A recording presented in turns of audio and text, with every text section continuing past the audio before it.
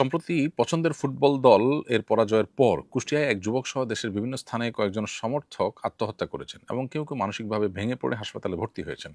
এ ধরনের ব্যক্তিদের পরকালের পরিণতি সম্পর্কে ইসলামের দৃষ্টিভঙ্গি কি? তারা কি নাজাত বা জান্নাত আশা করতে পারেন কিনা? এ প্রসঙ্গে ফুটবল উন্মাদনা ও খেলাধুলার প্রতি অতিরিক্ত আসক্তি সম্পর্কে আপনার নসিহা কামনা করছি। খুবই দুর্ভাগ্যজনক একটি বিষয়, কুষ্টিয়ায় যেই ভাইটি মারা গেলেন আত্মহত্যা করে, তার পছন্দের দলটি হেরে গেছে ফুটবল থেকে, আউট হয়ে গেছে সেজন্য। সে ভাইটির স্ত্রী আছেন, ছোট, ছোট বাচ্চা আছে। আপনি চিন্তা করতে পারেন যে আ ছোট বাচ্চার প্রতি মায়া নেই কার? আ ছোট, ছোট বাচ্চা আছে, সেই বাচ্চাগুলো তার স্ত্রী আছে, তাদেরকে রেখে আত্মহত্যা করলেন। আল্লাহ মাফ করুন, জাহালাত এবং শয়তানের আ আপনার প্রভাব আমাদের উপরে কোন লেভেলে চলে গেলে মানুষ এ পর্যায়ে যেতে পারে, সেটা আসলে চিন্তা করবার বিষয়। এই উন্মাদনাকে যারা বিভিন্নভাবে আপনার অ্যাপ্রিসিয়েট করে এবং এই উন্মাদনাকে জিইয়ে রাখে, আমি আল্লাহর শপথ করে বলতে পারি এরা আল্লাহর জিকির থেকে মানুষকে গাফিল করতে চায়। এবং এর পেছনে যে সমস্ত কারিগররা আছে তাদের বিভিন্ন কমার্শিয়াল বিভিন্ন জাগতিক বিভিন্ন ধান্দা, উদ্দেশ্য, সেগুলো বাস্তবায়ন করবার জন্য আমরা অনেকটা বলতে পারি যে আপনার কাঁচামালের ভূমিকায় অবতীর্ণ হয়েছি। খেলাধুলা আপনি পছন্দ করেন, খেলাধুলা আপনি খোঁজখবর রাখেন, এতটুকু পর্যন্ত তো চিন্তা করা যায়। কিন্তু খেলাধুলার জন্য আপনি জীবন দিয়ে দিচ্ছেন। উন্মাদনাটা এই লেভেলে চলে যাচ্ছে যে আপনার পরিবারকে আপনি পথে বসিয়ে দিয়ে তাদের কথা চিন্তা না করে আপনি আত্মহত্যা করছেন। এর চেয়ে জঘন্য বিষয় আর কিছু হতে পারে না। এমনি আত্মহত্যা গুনাহের বিষয়, হারামের বিষয়। আত্মহত্যাকারী ব্যক্তি কখনো জান্নাতে যাবে না, চিরকাল জাহান্নামে থাকবে। এই মর্মে একটা হাদিস রয়েছে। যদিও অনেক ওলামা কেরাম বলেছেন যে যারা আত্মহত্যাকে বৈধ মনে করে, হালাল মনে করে, দোষী মনে করে না, হারামকে হালাল মনে করার কারণে এই পরিণতি তাদের হবে। এরকম আরও নানা ব্যাখ্যা আছে।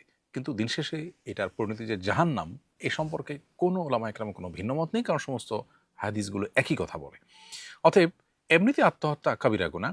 এরপর আবার এরকম একটা বিষয়কে কেন্দ্র করে, যেটা সাথে আপনার ইমানের চেতনার সাংঘর্ষিকতা আছে রীতিমতো, যেটা আপনার আল্লাহর জিকির থেকে গাফিল করে নেয়। এরকম একটা বিষয় আপনি একজন কাফির বা একদল কুফফারের ভক্ত অনুরক্ত হয়ে তাদের পরাজয়ে আপনি ব্যথিত হয়ে আত্মহত্যার পথ বেছে নিয়েছেন।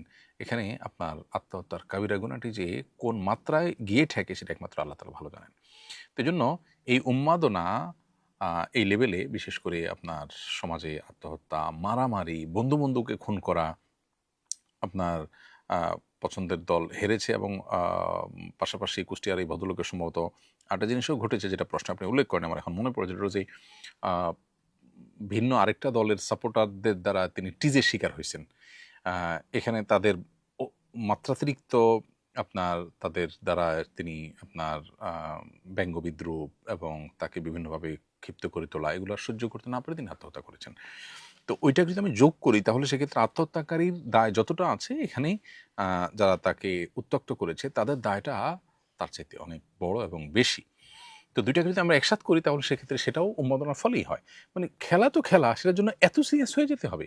পশ্চিমাদের জীবনে আ বা যারা আল্লাহর প্রতি ঈমান নেই, তাদের জীবনে আসলে বেঁচে থাকার জন্য তেমন কোনো অবলম্বন নেই। তারা খেলাধুলা, বিনোদন এগুলাকেই জীবনের মৌলিক অবলম্বনগুলোর মধ্যে একটা শামিল করে তারা সেগুলোর পেছনে পাগলপরা হয়ে তাদের বেঁচে থাকতে হয়। মুসলমানের তো এত দেউলিয়াপনা নেই মুসলমানের মধ্যে। মুসলমান তো এত দেউলিয়াত্ব নেই। মুসলমান তো তার বেঁচে থাকার জন্য বহু অপশন আছে। ফ্যামিলি, স্ত্রী, সন্তান, সমাজ নিয়ে সে অনেক হ্যাপি। তার এখানে আনন্দের বহু উপাদান আছে। সে সেখানে আ নিজের পছন্দের দল জিতলো, তো অন্য দলের সমর্থককে টিজ করে তাকে আত্মহত্যা করতে, তাকে মানে অস্থির করে ফেলতে বাধ্য করতে হবে।